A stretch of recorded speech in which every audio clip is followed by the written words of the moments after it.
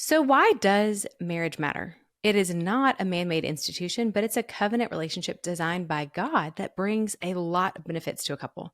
And there are so many benefits to marriage that you might not even be aware of. This is such an encouraging conversation. But before we dig in, I do want to let you know about a new free resource we have created to help your marriage.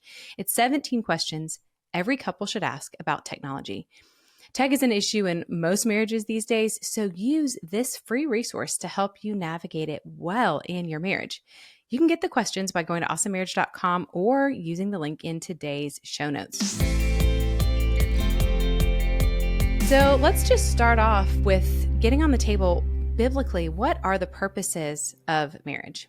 Yeah, I think there's a lot, and I don't think we always think about that. I think in Genesis, we get definitely a couple when God says, man, the only thing good in creation was man was alone. And so I think he gave us marriage for a lifelong partner, a companion, the unity that God talks about to become one. And so just that whole thing of just how God saw a void there in man and created woman to fill that void. And that was the first marriage. And so God had great plans for it. And then, procreation certainly is a part of it, told to populate, those kind of things. And if that wasn't the part of it, none of us would be here because we would have died out a long time ago. Yeah. And then I think just that when God talks about sex and it's always in in purity, it's always in the context of a marriage, and that's throughout the Bible, because it does give us this way to live out God's gift of sex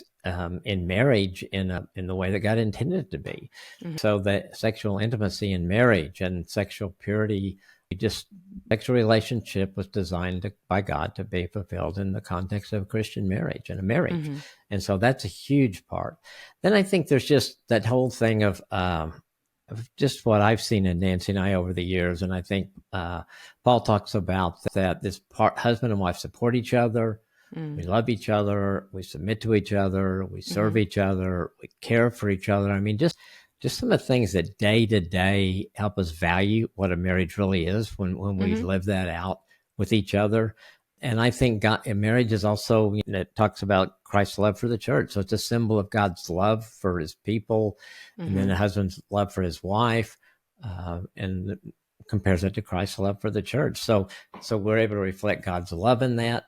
And I think I think there's, just when I think too of Ecclesiastes, I think Paul talks about growing together spiritually and how we encourage each other and accountability. So, I mean, there's just, if you kind of really start digging into scripture, there's a lot of things that apply to marriage relationships. So I think for me, I think for definitely the ones that you always think of is, God created man and woman together to live life together, to procreate, to live out the sexual relationship in a way that really does honor God and fulfills that. And then just all the other benefits that come as you work on a marriage and as you do the things that show your love and care for each other and invite God into the middle of it. And so there's just a lot of purposes for marriage, and marriage is just the relationship God gave us to be the number one relationship next to our relationship with him. And so God has a lot of plans for that, a lot of ideas about it. Yeah. When you say it's the number one relationship, it's the only covenant relationship we have aside from the relationship with Christ, with God through Christ. So it is set apart in that way, which is really special. Absolutely. And I think just knowing too, one thing that I've always thought was so cool, that every marriage is unique. There's never another marriage like it, because like with you and Brian, nobody's like Brian, nobody's like you, and you come together. And I think when we look at that, it's not just like this other stamp, here's another marriage. It's like, no, this is special. This is unique. These are these two different people that are seeking to follow God's plan for marriage. And that's where the whole beauty of it comes in, to see how God develops that, and that yours and Brian's is different than Nancy's and I's. It can be some similarities, but in reality, it's very unique and very special. Yeah, that's a great point, because that's not something that I think we think about a lot. We think about marriage. I think sometimes you hear the thing that, oh, why would you get married? It's just a piece of paper, or it's just the government making it official. But that's not what Scripture says about it at all. No. And by the second chapter of Genesis, we got man and woman get married together, and God's with them and giving us that Yes. example of how he wants to be in the middle of our marriage relationship. And he has things for them to do, and it just has such an incredible purpose. And it goes all the way back to the beginning of the Bible. Yeah. Well, and I'm glad you said that. When we started this whole conversation, it sounded like you said that God said man being alone was good, but I think you were saying man being alone wasn't good, and I think it got No, right, good. lost in translation. Right. If I said that, yes. No. And everything was good up to then. And then Yeah. it was like, oh, man's alone. Yeah. And so I'm going Not to good. make woman. Yeah. Yeah. So as soon as God saw the lack of companionship, he said that was the only thing not good in creation. And so he fixed it. Well, I just think about that, when Adam woke up, it's God put him under into, I guess he gave him an anesthetic, whatever he gave him to get him to be under. And then he comes up and here's a woman standing in front of him, and so different than him in so many ways, and yet alike him in so many ways. And just, well, one, I'm sure he was overwhelmed, but I think just the goodness of God, that God made this person perfect for him. Didn't make someone just like Adam. No, this is Eve. This is someone different, and gave us that picture of all that can be in marriage. Yes. And there's so much purpose, even just right there in the garden, because, we talk about in Genesis, you talked about procreation, but I think also fruitfulness can be other types of fruitfulness, which we'll get into in a little bit, but that's right back in Genesis 1, the very first chapter of the Bible, 1:28. And then, you talked about how Ephesians tells us marriage is an image of Christ in the church. I also think of in Ecclesiastes, which you refer to the cord of three strands a lot, and it talks about two being better than one because they can help each other up. So in marriage, there's that companionship where you can lift each other up and support each other. And then also we see throughout the Proverbs have a lot of encouraging words about marriage, but also just the sharpening aspect. Like Proverbs 27:17 talks about iron sharpening iron. And so I think that's a really interesting part of marriage, because it's not always the most fun to be sharpened. It can be a little bit abrasive. It could be a little bit like a shifting, a changing, a shaping feeling when you have to share your life with somebody. It's very sanctifying because you come face to face with your selfishness. So it's sharpening, which can be difficult, but it's also ultimately very healthy for us because it grows us. Oh yeah, it's great on the other side of it. In the midst of it's like, God, can't you just zap me and make me learn that? But we learn more, I think, by going through things like that. And when you were talking about that, I was just thinking, Song of Solomon. I mean, it certainly, we talk a lot about the sex relationship in it, but just the way they treat each other, the way he treats her, and the way he looks at her, and the way she looks at him. And those are, I think, just outgrowths of what God has for us in a marriage relationship that's very special. And I think we see such a clear picture in Song of Solomon of that. So you were saying it's Song of Solomon, the way they treat and I think each other. The Song of Solomon, the way they treated each other, and just that picture of a marriage once they get into marriage. He pursues her. We'll get the picture of the pursuit, the getting her to marry him, and then how they live that out, and how he respects her so much before marriage, and how he looks at her, and then obviously we get in the marriage relationship with them. Yeah, that's a great point, because it's a tender picture. It's very tender and respectful. That's really cool to think about. And then I think about too, when we talk about being fruitful and multiplying, you have the aspect of having kids, but it's also, if you have them, the union of the two parents is a really great foundation for them. It's a great place for them to be. So it's creating fruit, not only in the children themselves, but in the environment where they can grow healthy, which I think is a beautiful thing that God designed, that he made it to work really well. So I want to talk about a little bit more about that, though, because being fruitful is not only through having children. I think there's other ways to be fruitful. What are your thoughts on that, Dr. Kim?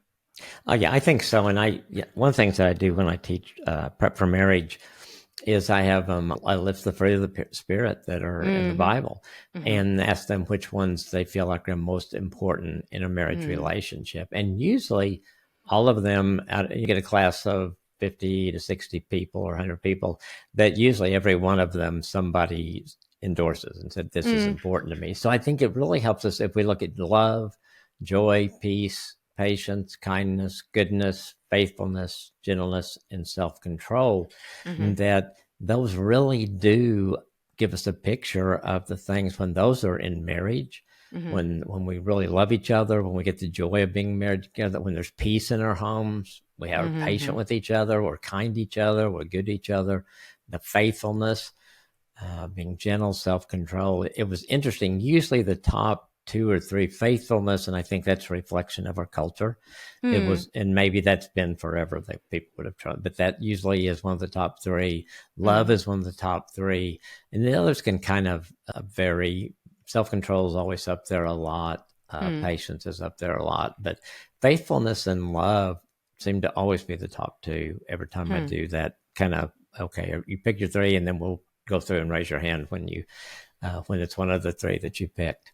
Mm-hmm. But I think it really helps us that it is fruitful, and we think it as we live those out. One year, Nancy and I started out the year, and we were going to pray every month for God to build one of those into our marriage. And we did. The first one was love, and so we just saw God do some amazing things. We went through a couple of really hard things the first few months of that year, but as we looked back on it, we thought, oh my gosh, He increased our love during that time. And I think the fact that we were praying that for Him to increase it, I think we still would have gone through those things. I'm not sure we would have learned the things and grown in our love in the same way, because we were really throwing God right in the middle of it. And so that was fun to do. That's really cool. I love that idea for an experiment for any couples to try. That sounds really cool. Did you make it through all God's of them? going to show up. No, we stopped at love because we had some. Because Nancy went through that time where she couldn't sleep for like 3 weeks and stuff, and we're praying about that, and just how I came alongside her then, and then I went to a depression after that, and how she was there for me, and how we just God used that to just really draw us closer together, to understand each other, to be more empathetic with each other. And so we thought, we need a break from this. Although joy we were hoping would be a little easier. Patience. I was scared to death of that one. It's too much. So, oh man. And that's not to discourage people from doing that. It was definitely, I think it was, God didn't make those things happen. I don't believe at all for us to grow in love, but because they did, and because we were praying that, I think we grew. Yeah, that is really cool. Well, and I like too, that really goes back to what we talked about with sharpening each other, with lifting each other up. There's a lot of fruit in our personal growth. I also think of our ability as a couple to be fruitful by doing good in our community. So I think about God talks about, the New Testament specifically talks about doing good works to work out your faith, and showing love and care, and looking out for widows and orphans and the impoverished. And so I think about the way that we can be fruitful by making our community better as a couple. If we have couples at our church who serve together, we have couples who do good things in the community and these kinds of things, and look for ways to serve and help out and volunteer. And those are all, I think, very fruitful, because those are products of our relationship with God, but also they're things that we can do together with our spouse, which is good for the marriage, but fruitful in the community. I think it helps other people see our marriages when we're out there with those things. And, we are models and witnesses. And I think when people see us doing things together, being fruitful in a marriage, I think it's attractive to people. And obviously, from my standpoint, I want people to be attracted to a Christian marriage, to think, oh, wow, I think I like that. I would like for us to have that, Yeah, that's so true, because a lot of people, you say this a lot, but a lot of people have not had a model for good marriage. And so that's really unfortunate. But I also think that means when you do see one, it's very attractive. It definitely, and I think even when Nancy and I were early marriage, and we would see people in our church that had been married, that were pretty far ahead of us, maybe married 20 years, 25 years, something like that. And I think what we just saw in them was something that we had. My parents as a great model, but that just continued to, I think, affect us and influence us, and have this desire. This is what we want. This is where we want to be at 25 years. We not just exactly, but we want to love each other. That we want to serve each other. We want to be serving the community, doing those kind of things that we really saw in those other people, that we thought, well, we value that too. And that's what we want. Yeah. That's so good. Yeah. It's so helpful when you do have that. Oh, yes. I think, when you're in a church, I always tell people, look for somebody that's at least the next stage of marriage ahead of you. And if you really like what they're doing, sit down and have coffee with them, have lunch with them, Yeah. and just take their wisdom, because they've been through what you're getting ready to go through. And so there's just so much. And so for us, I want to be one of those couples. When some younger couple looks around in the church, they say, oh, we see something there. Yeah. And so that's always been a goal of us. Even the times when we used to fight on the way to church and walk in smiling, but we don't do that anymore. But that was mainly with kids, when you had those years when it's like getting everybody in the car at the same time, getting everybody, make sure they're fed, make sure all these kind of things, and it's just sometimes a hassle. And so and have their church clothes on, not the thing they want to wear. It's always tough. Yes. And thank goodness that we're usually, and most of it, a lot of churches are more casual now. So that's not quite as big a problem as it used to be. Oh, I disagree. I think it's still just as big a problem, because the kids want to be more casual. Then I'm okay with whatever's casual a bit more. It goes, it slides farther and farther. Like, you can't wear a swim trunks to church. That's the only rule. It's like, just wear normal pants. But I'm going swimming right after church. Why do I You have might to change? be, right?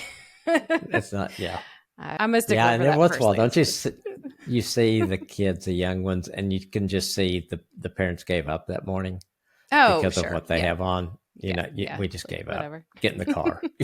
Probably not just swim trunks, at least a t-shirt over it. Yes, the t-shirt's there too, but yeah. Well, and I love that you brought up the sort of idea of a mentor couple, because I think that's a really beautiful way to be fruitful, just by living your marriage. It's not an extra thing you have to do. It's just being present, being in your marriage, and having a little bit of an eye around, a bit of an eye for who's around you, who might need some encouragement, who could you speak into, because marriage is perfect. That's completely impossible. But if you're a couple steps ahead, you have navigated some things that others haven't, and that could be real helpful. Yeah, no, I agree. And it's just, I think it just gives us a chance to be that kind of a witness, and that kind of, and then, we were always kind of looking for couples that just were a little bit ahead of us, as our kids would go into teen years and empty nest and different phases that we went to, and people that we could just model after and learn from. And it was great. And obviously, if you're listening and thinking about that, you want the right kind of model. You don't want to pick somebody that's not a good model. One of the things that we have at Awesome Marriages are marriage changers, and people that support the ministry every month. And so, Nancy and I do a video for them each month. And one of the things we talk to them about a lot is not only growing their marriage, but then my dream for the marriage changers is that they're out there being what we're talking about, that people are seeing them and a difference in them. And so what they're learning and how they're growing, they have a chance to pass that on to other people. And I think if we get, the more people we get doing that, we've just got a chance to really do some really good things in people's marriages. Yeah, that's so true. Yeah, the marriage changers are awesome because they get exclusive content from you and Nancy, just your conversations about these extra topics that are so helpful because you guys share really what you're talking about. You're doing this mentoring for us through the marriage changers videos. And it's so cool to see that, how you navigate specific topics. But also because of that faithful group of donors, we're able to offer so many of our resources to help so many people. So it truly is that ripple effect of like a few marriage changers making changes in so many marriages.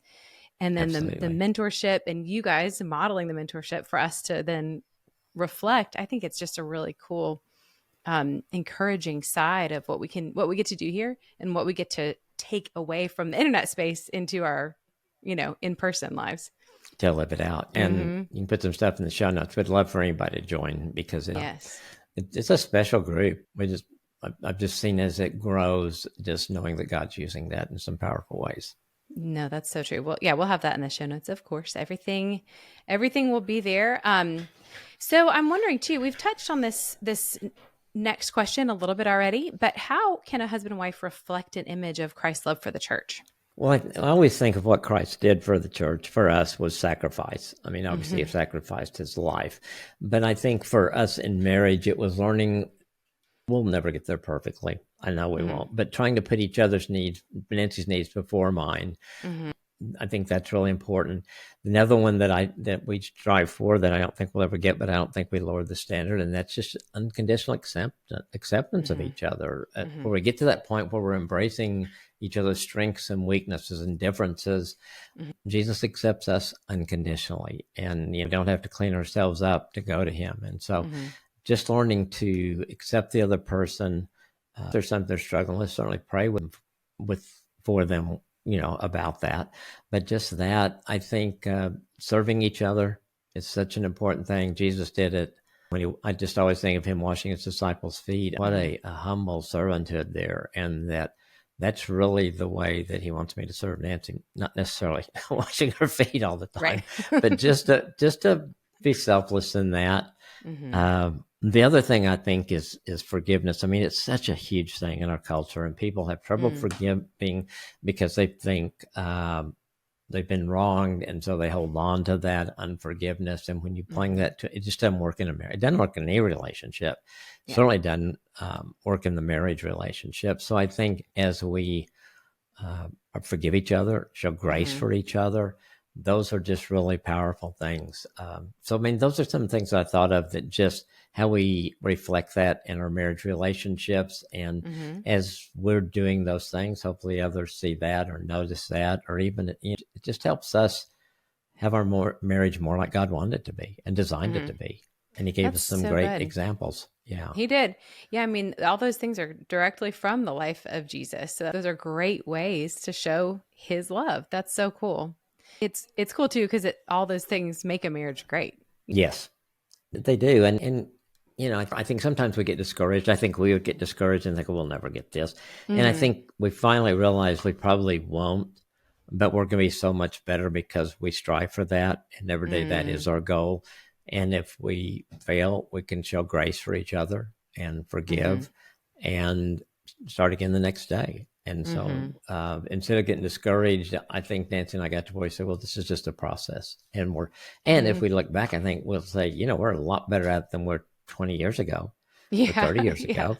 And hopefully 10 or 15 years ahead of now, we'll be that much better at it. So, yeah, that's so good. I feel like that's just such a good word too, because, when we want to see change in our marriage, we want to see it now, but it is process. Yes. And that's really how God works in almost all situations, is just through process. So that's such an encouraging word. And I think, and give yourself credit for it. Sometimes that's why I think journaling is such an important thing, because you can write things down and you think, well, did we grow? And you look back 6 months later, or you think, well, yeah, we really did. And then go celebrate, go get some coffee or ice cream or whatever. Just celebrate it. Totally. Yeah, no, that's really good.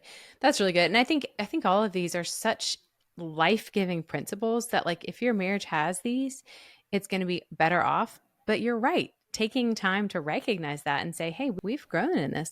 That's going to be fun.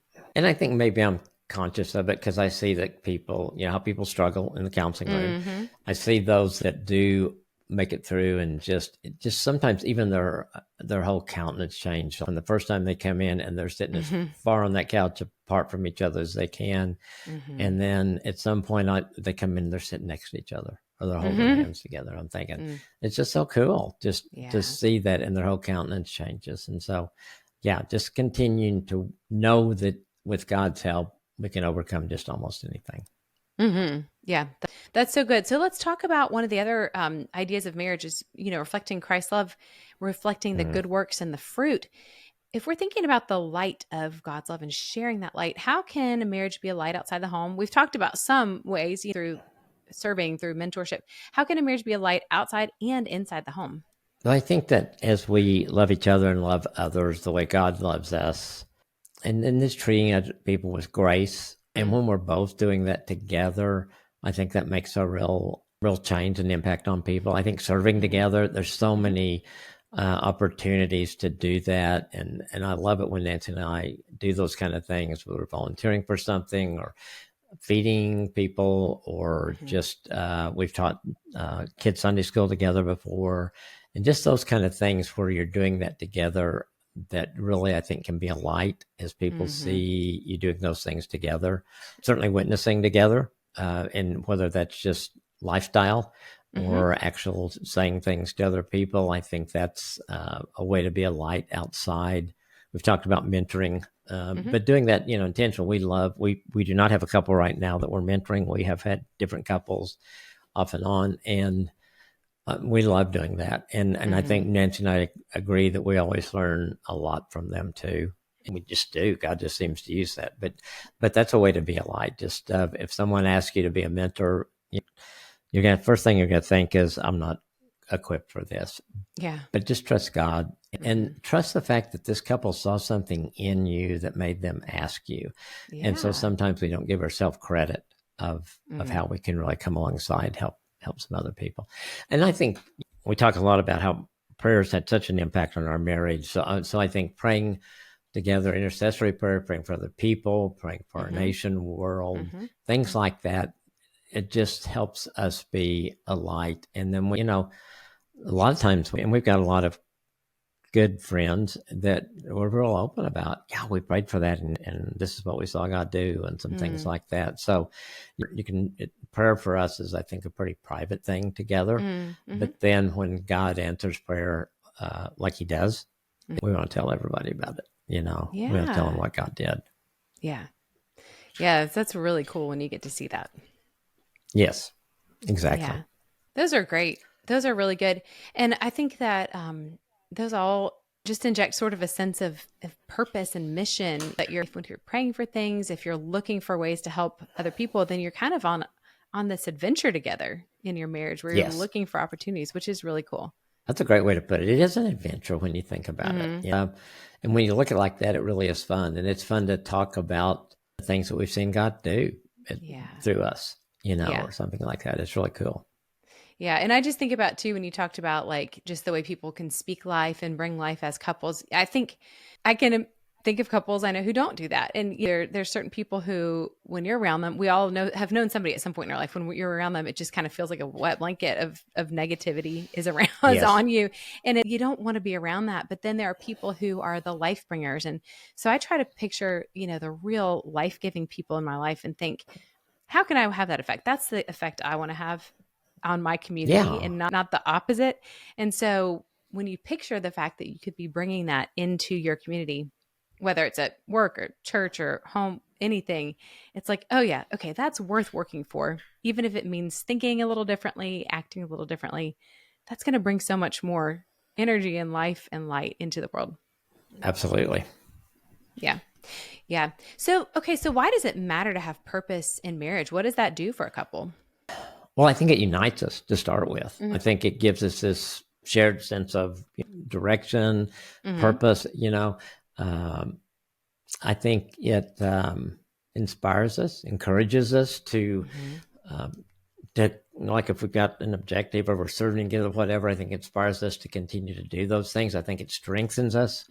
I think it just helps us just whatever we face to be able to do that, and the strength that we have from our marriage and from living it out the way God intended to be.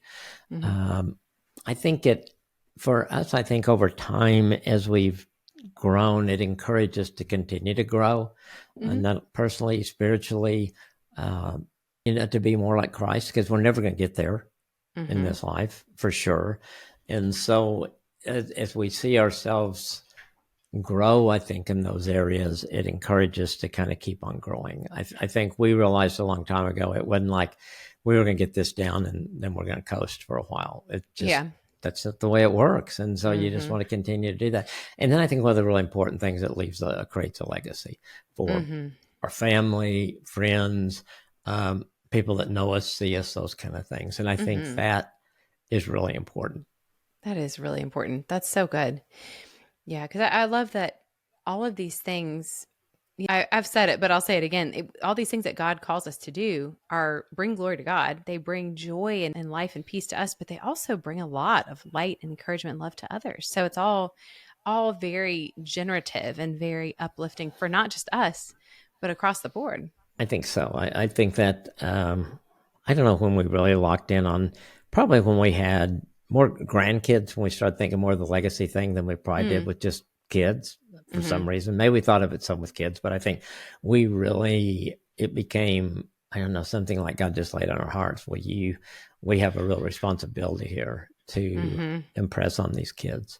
And it's fun. We were all together Sunday, and it's just so much fun having everybody together and just seeing what they're doing in their lives and how God's working in their lives and how they're figure things out on their own, but just makes us feel like we're on the right track with the things we're doing, and we still have a lot more to do.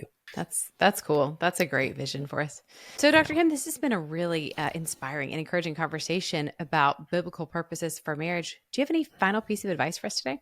Well, it helps people see maybe the bigger picture of what God's plan is for marriage and how many ways that plays out. It's not just that you get married so you don't feel bad about having sex. It is, no, there's so much that comes within being married that God has for us. And then as we talk about how we reflect God's love out in the community, how we can be a light for other people, all those kind of things, both outside and inside our home, that God says such a purpose for marriage.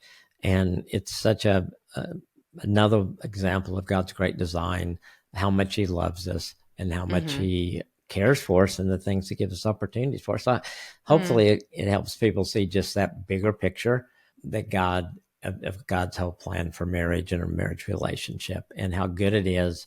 And how, yes, it's hard at times. Yes, there's things you have to work through, but the big picture is all of it's worth it. And to see it as God's design is just pretty cool. Just really cool, I think. Yeah. It's so much bigger than our idea of it. It's so much bigger, so much better. Yeah, that's so encouraging. Well, this has been just such an interesting conversation. And we did mention a lot of helpful resources that we have earlier. I mentioned the 17 questions every couple should ask about technology. We mentioned the Marriage Changers program. If you want to get all of those links in one place, as well as other bonus material each week, sign up for our podcast email. That's a great place to get all this stuff in just one quick weekly email. It's also where you can find our couples conversation guide. The only place that is on the weekly email. So you can sign up for that at awesomemarriage.com/podcast or through the link in today's show notes. Now, later this week, we have a great guest episode with Ken Gudraz, the author of a new book called Letters to My Son in Prison. You will not want to miss his raw and honest conversation with Dr. Kim about facing a really difficult season in his life. Thanks for tuning in and spending time with us today. Have a great day and do something awesome for your marriage today.